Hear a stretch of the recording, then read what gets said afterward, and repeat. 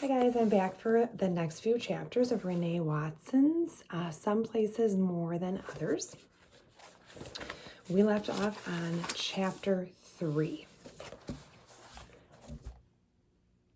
Weekday mornings usually start with Mom and Dad at the kitchen table reading the morning paper over hot cups of coffee. I am always awake before Mom calls out to me, but I like to stay in bed till the absolute last minute I have to get up. Today, my bedroom door creaks open before daylight rises, and there's no aroma of coffee floating in my room. I remember that today is not an ordinary morning. Dad is leaving for his trip. Dad whispers, "Amara, Amara." I sit up in my bed, eyes squinting, trying to focus in the darkness. "I just want to say goodbye before I leave." He kisses me on the forehead. "When do you get back?" I ask. "Quick trip. I get back Sunday night." Sunday night? I am wide awake now, but what about taking me to the Nike employee store? "Oh, sorry, sweetheart. Your mom will have to take you," Dad says. "Dad, Amara, my flight doesn't get in till Sunday night. Nothing I can do about that. Your mom knows how to get there." That is not the point at all. New Nikes come out every Saturday at the employee store, and Dad and I go together whenever there's a release that I really, really want. We get up at 5 o'clock in the morning, and our first stop is the McDonald's drive-thru.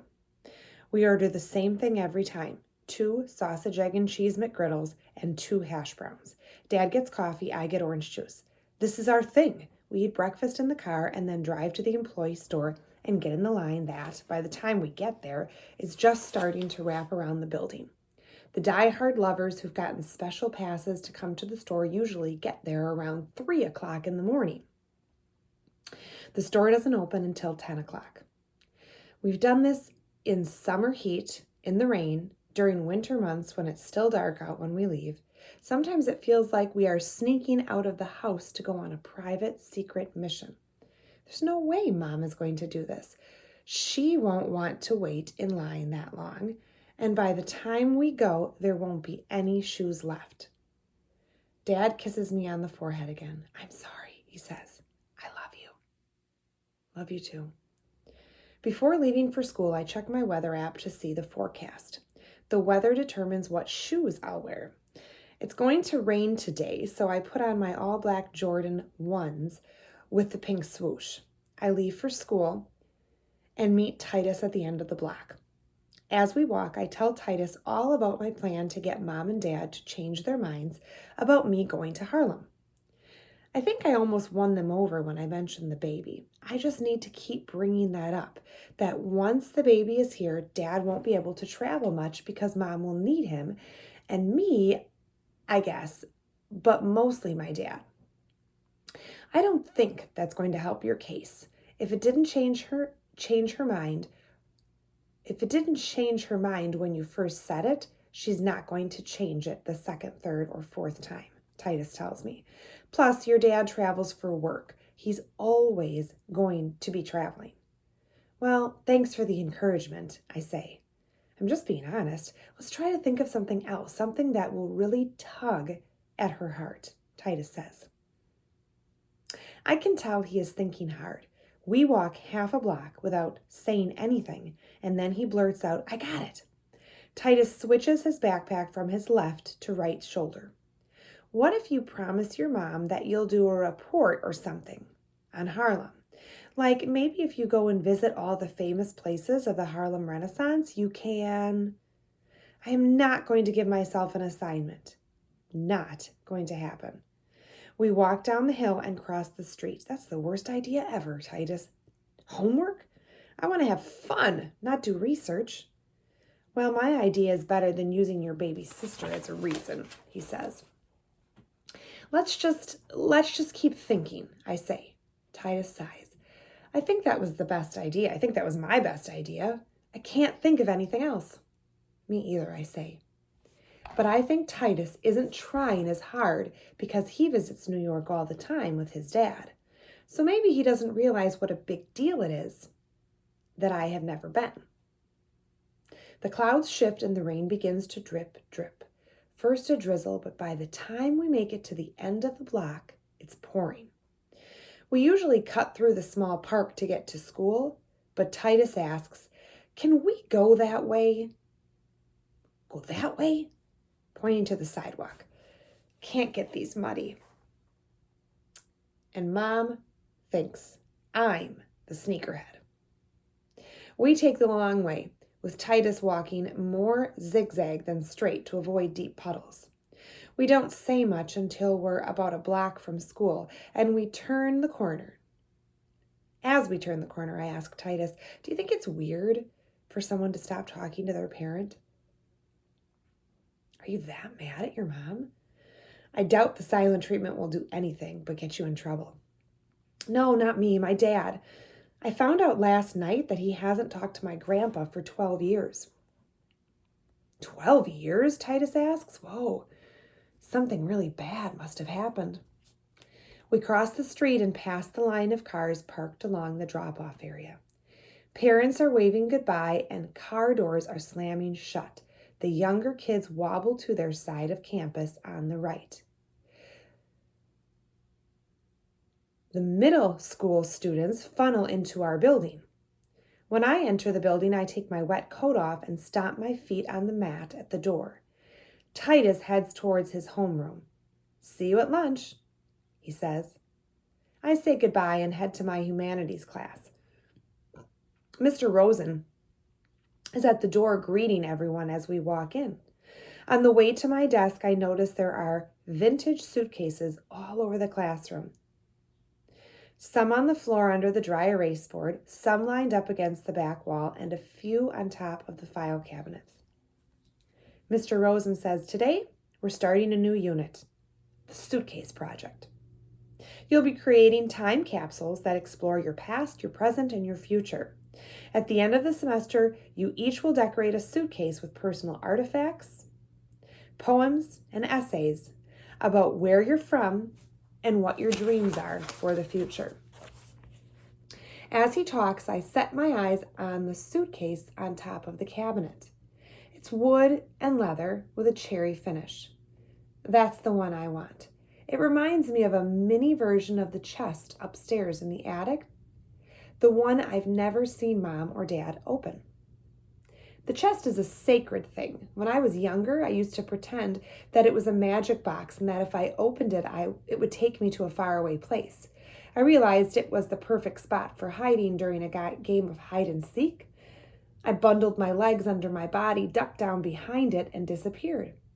But I got into trouble for that because Mom said I shouldn't be playing around precious things. I couldn't understand what the big deal was. If it is so precious, why was it hidden in a cold, dark place?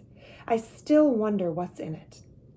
Mr. Rosen has given each of us a packet with prompts for writing about our family history. One of the pages has guidelines for creating self-portraits, timelines, and choosing artifacts and photos to include in the suitcase. You'll notice you'll have to interview at least 2 important adults in your life and create an essay based off of your interviews. I'd like you to be creative with this, Mr. Rosen says. Annabelle raises her hand and asks, "What do you mean by artifacts?" Think of it as family keepsakes, items in your life that have a special story to them. Annabelle asks, "You mean like my mother's wedding ring?" "It's your mom's ring, not yours, so that wouldn't count," Benjamin blurts out. Mr. Rosen says, "Well, that would count actually. I'm sure there's a special story behind it, right, Annabelle? It was my grandmother's ring and my great-grandmother's too. It'll be mine one day because I'm the first granddaughter." That is a perfect example. Mr. Rosen bends over, picks up one of the suitcases and opens it. "Now, I wouldn't expect you to put the ring in here, but a photo of it or even a poem about it is what I'm looking for," he explains. You could paste your poem on the inside and make your own lining. Annabelle looks all proud, like she already has a plan for her suitcase. But me? I don't have any stories to tell about my family. I raise my hand. "But what if you don't have any special artifacts to take a picture of?" Yeah, Benjamin says, it'll be impossible for me to get a good grade. I'm glad I'm not the only one who feels like this assignment is impossible. Mom is an only child and both her parents have passed away. Dad hardly ever talks about his family, so I don't know how full my suitcase will even be. First, let me say that I think you'll be surprised at what you'll learn about your family just by asking for the story behind a photo, a blanket, or something as simple as a chair, Mr. Rosen says. Everything and everyone has a story, a beginning. Mr. Rosen closes the suitcase and latches the lock. He looks at us, and I think he can see that most of us are anxious. There's no wrong way to do this. You just have to ask questions of your loved ones and document what they tell you. Mr. Rosen tells us that our suitcases will be on display at a school-wide spring festival. The more creative, the better. Maybe your suitcase carries actual tangible items. But some things you won't be able to put in your suitcase. Some things are intangible, and yet you carry them with you. Think about how you will represent the places you come from, the people who are important to you. I look through the packet and read some of the prompts. Interview a family member about their childhood. Make a list of family traditions. Write a poem about all the places you are connected to. I can do this. Maybe it won't be so bad after all. Mr. Rosen ends class by telling us this project isn't about who can make the coolest suitcase display. It's about the question, not the answer. The journey, not the destination. The bell rings and Titus meets me in the hallway. We head toward Miss Sutton's math class. Miss Sutton is one of my favorite teachers. She makes math fun and interesting. This is the first year I've actually felt confident doing math and not anxious or intimidated. As we walk down to Miss Sutton's room, Titus goes on and on about the Legends event at the Nike campus and how we should get there early if we want to hear Michael Jordan speak. Are you even listening to me? Titus asks. I am, kind of, but mostly I'm thinking about the Suitcase Project. All that talk about family and history, journey and destination has me thinking about Dad in Harlem, Dad and Grandpa Earl. I'm thinking about how amazing it would be to go to Harlem so I can work on the assignment there, collecting keepsakes for my suitcase, interviewing Grandpa Earl. Maybe if I tell my mom about the Suitcase Project, she'll let me go. Are you really going to act like meeting the Michael Jordan isn't a big deal? Titus says. Sorry, yes, of course. It's the biggest deal. Well, you sure aren't acting like it. I tell Titus about Mr. Rosen's assignment and my new plan to convince Mom to let me go to New York. Titus says, see, homework is the way to change her mind. He'll never let it go that he was right the first time. If that doesn't work, nothing will. Then he tells me you could even get asked to get extra credit. I mean, you'll be one of the only students who can literally say what your suitcase carries.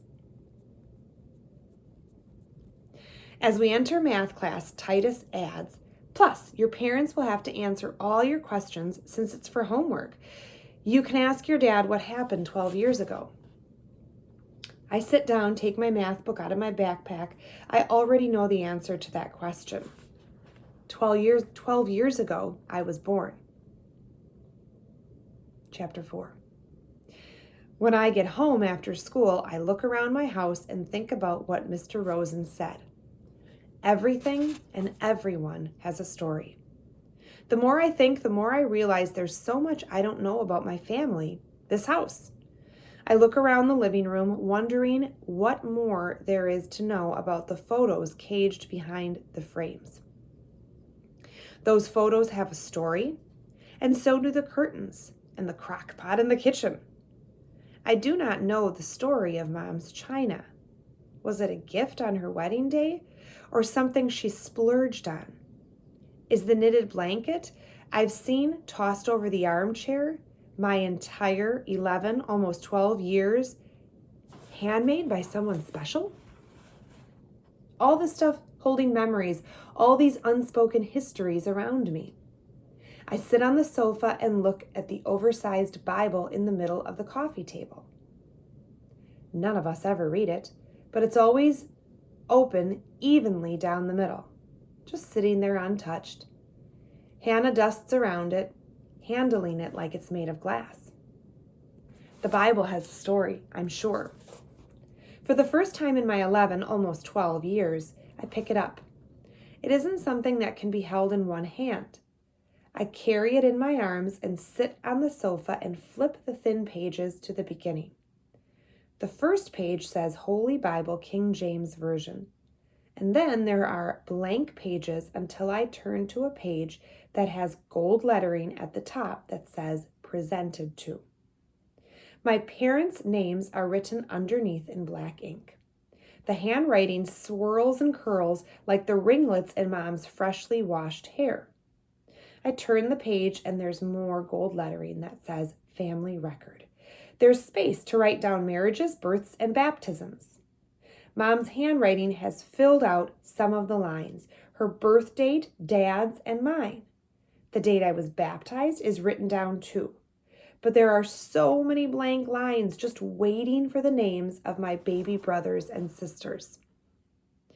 At the bottom of the page, the last section is for recording deaths. If it were up to me, no names would ever be written on these lines. But it is already too late because Mom has written down the name of her mom and dad and the dates they died. Under their names, I see Grandma and Grace's name. I'm not surprised to see her name there, but what startles me is the date beside it. My birth date. Grandma Grace died on the day I was born. I put the Bible back on the coffee table. Maybe it's good I don't know everything about our family. Maybe Mom and Dad don't talk about the past for a reason. I walk upstairs, head to my room. I can tell that Hannah has been here. The house smells like lemons, and I can hear the chug, chug, chug of the dishwasher. I go into the nursery and notice that Mom has added more to it. The crib and changing table are dark brown, and the blanket that drapes the old-fashioned rocking chair is a soft gray and yellow. Mom and Dad said they didn't care what they had as long as the baby was healthy, but I see the joy in Mom's eyes every time someone asks her what she's having and she says, a girl. My mind shifts from one thought to another. Will my baby sister capture my mom's heart, making Mom love me less? Why did Dad and Grandpa stop talking? Was it because of me? I leave the nursery and go to my room. I've got homework, and I know when Mom gets home from the boutique, the first questions she's going to ask me is, have I finished it yet? My bedroom is reorganized, not that it was that messy or anything. It's just that Hannah likes everything in its place. She's rearranged my books and shelved them by size on the bookcase. And my bed looks so perfect, so neat, that I don't want to sit on it. I try to focus, get started on my math. I am on the third equation when Mom gets home. She calls to me and I go downstairs. She has takeout from our favorite Thai restaurant. I unpack the bag and dish out the massaman curry and white rice while she grabs silverware. Mom must be really hungry because she isn't even at the table yet when she says, and she prays, Lord, thank you for this food. Bless it in Jesus' name. Amen. She gets 2 glasses out of the cabinet and pours the large Thai tea into both until they're even. I start eating. Thanks, Mom. She mumbles with her mouth full. We chew and swallow, sip and repeat for a while without talking.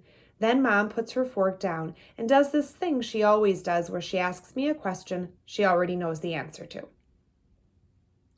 Like when the doorbell rings and she says, you want to get that? When she knows I don't feel like getting up from the most comfortable sofa, or when she looks at my unfinished plate of food with everything eaten except the vegetables and she says, are you finished? That's how she is. So when she asks me, have you thought about what you want to do for your birthday? I don't even answer. She knows exactly what I want for my birthday. I was thinking you could have a sleepover and we can ask Sierra's mom if she can come over and give you girls manicures, she says. I know she does home spa parties for special events. Would you like that? Sure, I say. I actually like this idea. Getting manicures is something Mom and I do together every 2 weeks. Mom always knows beforehand what color she is going to get, but I have to look over all the options before I can decide.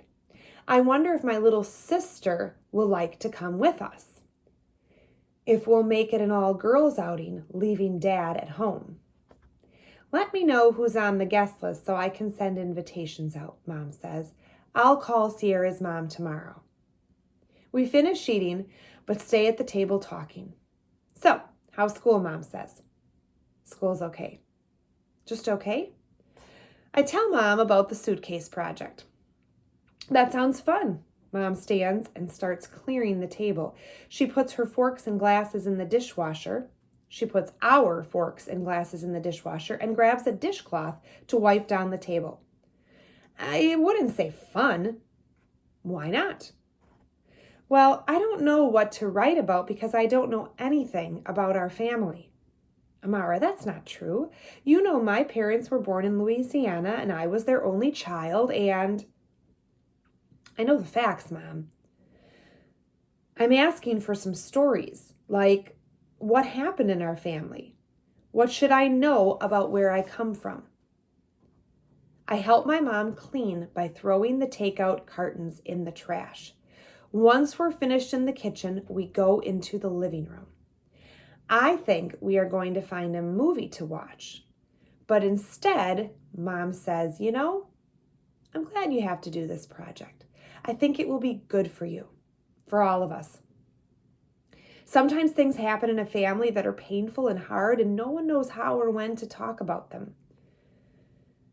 So, we just don't talk. So you're saying you and Dad keep family secrets? We're not trying to keep secrets, sweetheart. It's just that some stories are hard to tell, Mom says. Like how Grandma died on the day I was born, I think to myself. I don't say it out loud. I don't want to bring up something that will make Mom sad. As bad as I want to know about my family history, I don't want to know if I am the reason why Dad and Grandpa Earl don't talk anymore. Maybe there are some stories that should never be retold. Maybe. So, how can I help you with your project? Mom asks. What do you want to know? Here's my chance to ask something, and I can't think of what to say. Well, I can think of a million questions, but I just want to ask the right one, the one that isn't so hard to talk about. I say, tell me about Grandma Grace. Mom's whole face brightens. She was a strong, thoughtful, wise woman. That's why we named you after her. Amara means grace, and we wanted you to have her essence, and you certainly do. Mom tells me how Grandma Grace liked to cook, how she was the peacemaker in the family, and Amara, you would have loved going to basketball games with her. Your Grandpa Earl used to be one of the assistant coaches for the Knicks, and your Grandma Grace was his biggest fan. When we went to games, I think she cheered more for your grandpa than the players. Mom laughs, and I do too. I didn't know Grandpa Earl was a coach. Mom looks at me like she is not sure I am right about what I do and I don't know. Really? I'm positive, I say. See? Secrets. And this isn't even something bad that you need to hide it. Amara, it's not a secret. It's just there was a whole life going on before you were born, I've had a whole childhood. Your dad has. We've gone to school, had jobs, had heartbreaks, and so much joy. There's a lot that happened before you got here. And I think some things just get forgotten or aren't mentioned because life keeps on moving and we're creating new memories with you, not realizing we haven't shared old ones. Does that make sense?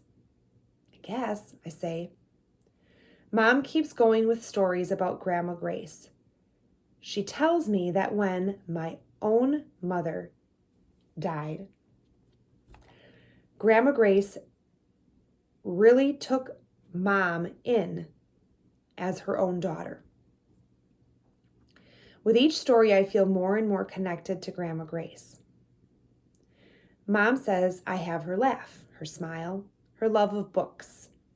She says that I am a steady reminder that Grandma Grace is still here inside me. And that's where we'll stop. That was 2 chapters. Chapter 3 and Chapter 4 of Renee Watts's Some Places More Than Others.